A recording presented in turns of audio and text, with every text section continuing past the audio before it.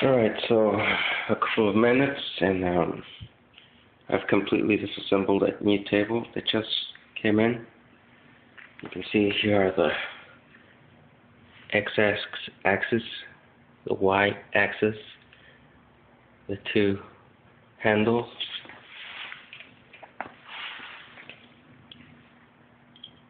Here's the bearing housing for the end. Two bearings, so kind of tough to push out. Had to hammer them out. There's the screws. The 3-inch longer table.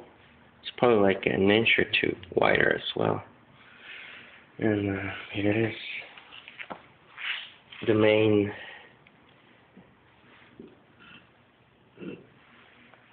part of the table. The big casting part where you mount the X and the Y. So, alright.